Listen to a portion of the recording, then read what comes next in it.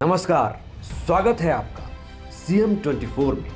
TV 24 का मध्य प्रदेश के मुख्यमंत्री डॉक्टर मोहन यादव की गतिविधियों का एक जीवंत और अनोखा बुलेटिन। हर 24 घंटे की धड़कन सीधे आपके घर तक। यहाँ हम देखते हैं उनके विजन, विकसित मध्य प्रदेश, मिशन टेक्नोलॉजी से समृद्ध राज्य और उन योजनाओं का सफर जो करोड़ों जिंदगियों में नई उम्मीदें जगा रही है।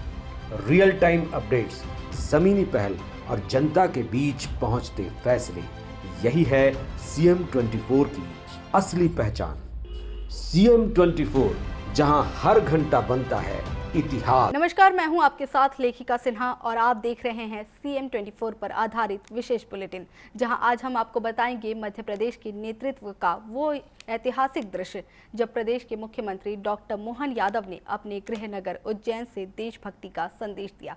77वें गणतंत्र दिवस पर शिप्रा के पावन तट पर तिरंगे की शान और विकास की पहचान। ऐतिहासिक ध्वजारोहण 26 जनवरी 2026, 77वां गणतंत्र दिवस, स्थान उज्जैन कार्तिक मेला मैदान।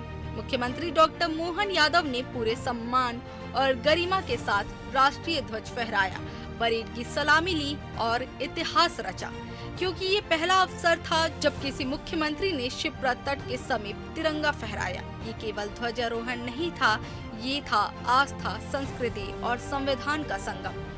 शिप्रा तट पर राष्ट्रभक्ति का संदेश। ध्वजारोहण के बाद मुख्यमंत्री डॉक्टर मोहन यादव पहुंचे शिप्रा नदी के तट पर, जहां उन्होंने 1000 गुब्बारों को आकाश में छोड़कर आजादी और आकांक्षाओं को उड़ान दी।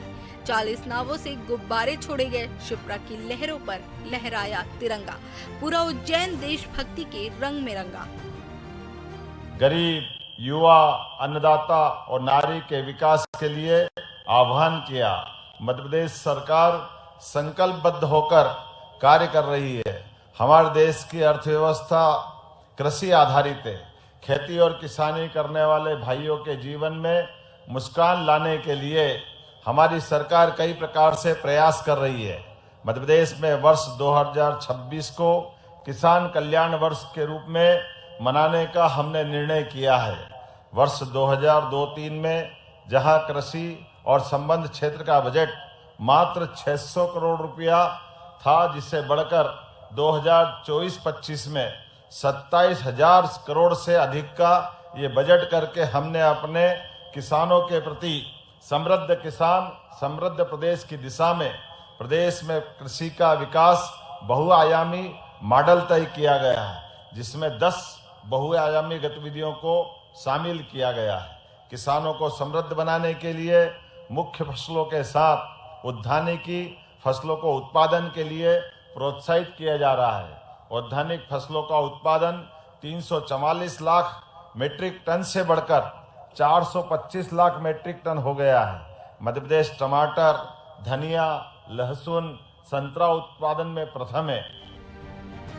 मुख्यमंत्री का विजन भाषण। समारोह के दौरान मुख्यमंत्री डॉक्टर मोहन यादव ने प्रदेश को विकास का स्पष्ट रोड मैप दिया।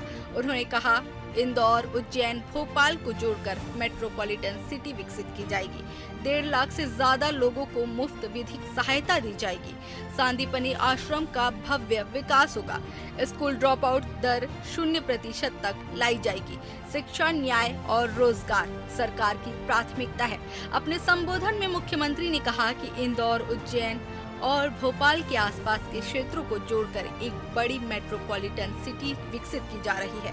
सरकार ने 1.5 लाख से अधिक लोगों को विधिक सहायता प्रदान की है। सांदीपनि आश्रम को भव्य रूप दिया जाएगा और स्कूलों में ड्रॉप आउट दर को 0% तक लाने का लक्ष्य हासिल किया जाएगा। मैं आज इस अवसर पर बोल सकता हूं कि आज वर्ष 2025, जब हमने 2025 उद्योग और रोजगार वर्ष मनाया, जिसके माध्यम से ग्लोबल इन्वेस्टर समिट में आए निवेश प्रस्तावों में 1/3 प्रस्ताव जमीन पे उतारे जा चुके हैं। अन्य देशों के उद्योगपति भी मध्य प्रदेश में उद्योग लगाने के लिए अब रुचि ले रहे हैं।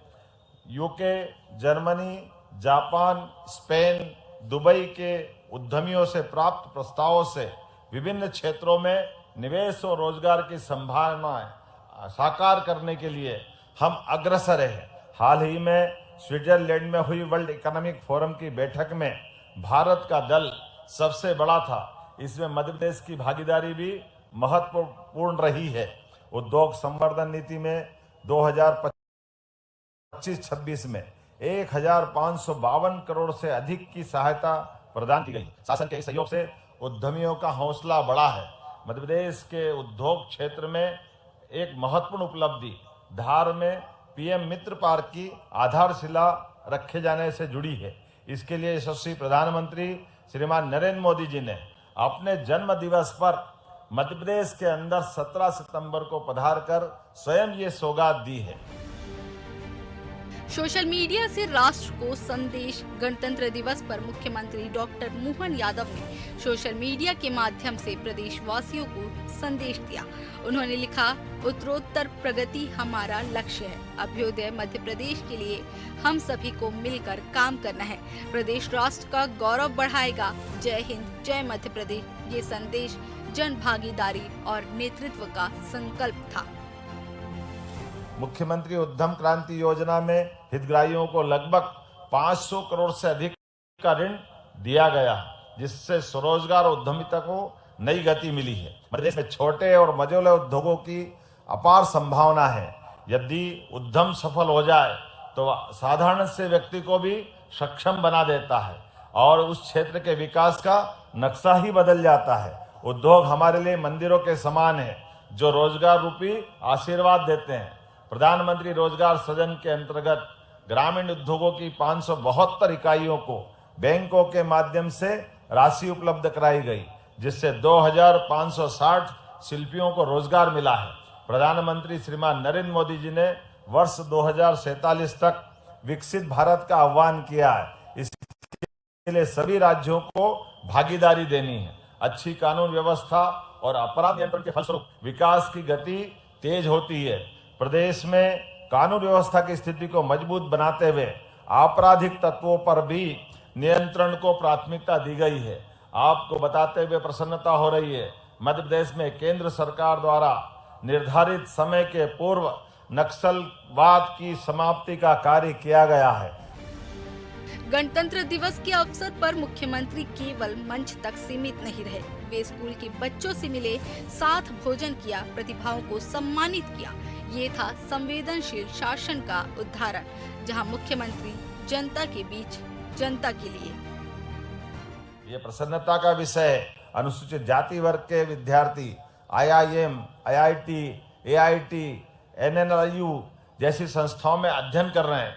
यही नहीं, सरकार ने स्नातकोत्तर पाठ्यक्रम के लिए विदेश भेजने और उसकी फीस की व्यवस्था करने का काम भी हमारी सरकार के द्वारा किया जा रहा है। मध्य प्रदेश में जनजाति वर्ग के कल्याण के लिए अनेक योजना संचालित है। शिक्षा और स्वास्थ्य के क्षेत्र में राज्य सरकार ने जनजाति वर्ग के लिए कई महत्वपूर्ण कदम उठाए हैं। प्रदेश में 63 एकलव्य विद्यालय की स्थापना करते हुए 25,000 से अधिक विद्यार्थियों को इससे जोड़ा है। कक्षा 11वीं और 12वीं के 2 लाख विद्यार्थियों को छात्रवृत्ति के माध्यम से लाभान्वित कर रहे हैं। अन्य पिछड़ा वर्ग के युवाओं को भी रोजगार देने के उद्देश्य से और देश और विदेश तक भेजने की योजना भी संचालित कर रहे हैं। हाल ही में 21 युवाओं को रोजगार के लिए विदेश भेजा गया है। जापान और अन्य देशों में हमारे युवा अपनी प्रतिभा से अपना नाम कमा रहे हैं। उज्जैन बना प्रदेश की पहचान। आज उज्जैन केवल धार्मिक नगरी नहीं, बल्कि नेतृत्व की प्रयोगशाला बन चुका है, जहां से मुख्यमंत्री ने विकास, संस्कृति और प्रशासन का मॉडल प्रस्तुत किया। शिप्रा, आस्था, संविधान, आधार और विकास लक्ष्य, यही है डॉक्टर मोहन यादव की कार्यशैली। हमारी सरकार सांदीपनि आश्रम को भी भव्य दिव्य बनाते हुए उस काल को जीवंत करने के लिए प्रयास कर रही है। जब मैं आपसे इस तरह की बात कर रहा हूं तो स्वाभाविक रूप से इस सांदीपनि विद्यालय की हम अपनी तरफ आना चाहेंगे। स्कूलों में भी शिक्षा का स्तर श्रेष्ठ हो और हमारे स्कूल विद्यार्थियों को बेहतर वातावरण उपलब्ध कराए, इसके प्रयास भी प्रारंभ किए गए हैं। इसी का नतीजा है कि स्कूलों में ड्रॉप आउट दर जो पहले 6% थी, मुझे इस बात की प्रसन्नता है केवल 2 वर्षों में हमने इसको 0% पे लाके उस अपने जवाबदारी को निभाया है। इतना ही नहीं, निजी विद्यालयों में भी पढ़ाई कर रहे 8.5 लाख बच्चों की फीस भी हमारी सरकार भर रही है। प्रदेश में 369 सांदीपनि विद्यालय प्रारंभ किए हैं। राज्य सरकार ने निर्णय किया है द्वितीय चरण में सांदीपनि विद्यालयों की क्षमता 1000 से अधिक बढ़ाते हुए इस पर 360 करोड़ की राशि भी हमारे द्वारा खर्च की जाएगी। सीएम के नेतृत्व में नया मध्य प्रदेश, मुख्यमंत्री डॉक्टर मोहन यादव के नेतृत्व में प्रदेश में औद्योगिक निवेश, कानून व्यवस्था, शिक्षा सुधार, किसान कल्याण, महिला सशक्तिकरण, धार्मिक पर्यटन, हर क्षेत्र में तेजी से काम हो रहा है। गणतंत्र दिवस पर दिया गया ये संदेश केवल भाषण नहीं, भविष्य का ब्लूप्रिंट है। तो ये था सीएम 24 का मुख्यमंत्री विशेष बुलेटिन, जहां उज्जैन से डॉक्टर मोहन यादव ने प्रदेश को दिया विकास का भरोसा, नेतृत्व की मजबूती और राष्ट्रभक्ति का संदेश। शिप्रा के तट से संविधान तक, उज्जैन से उज्जवल भविष्य तक। देखते रहिए CM 24। Bureau report, TV 24 Bhopal. और फिलहाल सीएम 24 में बस इतना ही। बने रहिए टीवी 24 के साथ। नमस्कार।